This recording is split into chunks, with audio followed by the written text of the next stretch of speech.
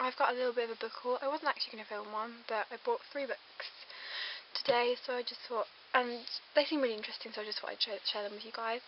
There's a church where I do some volunteer work for a mother and toddler group, and basically they sell books for about 20 pence, and I was talking to the woman that sort of runs the books and puts them all out and reshelves and stuff like that and gets donations in, and she raised £1,000 in book sales, 20 pence, and she was saying that she probably needs some children's book donations, so I think I'm going to donate my Lemony Snicket set, which I haven't read for years, and some of my Robert Muchmore books because I haven't read them either, and instead I brought 3 books. The first book that caught my eye was The Duchess.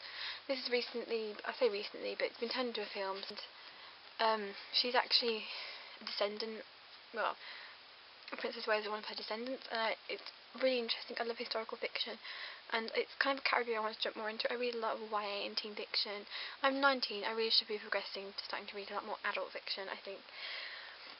So yeah, there's that. And then this one was just sort of a random one that caught my eye. It's called The Stranger's Child by Alan Hollinghurst, and basically it's set in 1913, and these children or young adults that meet, and the next decade of their lives is actually like altered in a drastic way because of this chance meeting and they get together, and I think it's in summer holiday or something, which changes families' lives forever.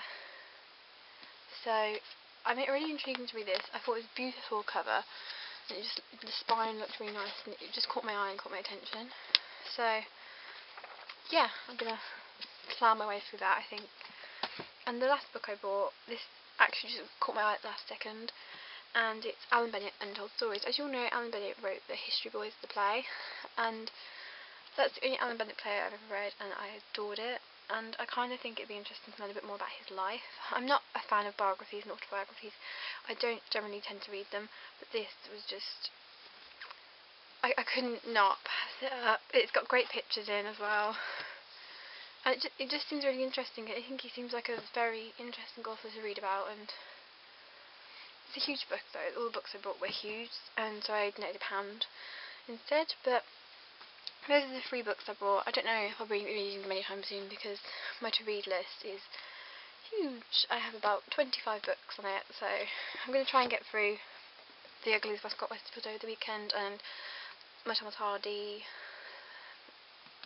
Hardy for English Lit at university. So I'll keep you updated how it goes. Have a nice day. Bye guys!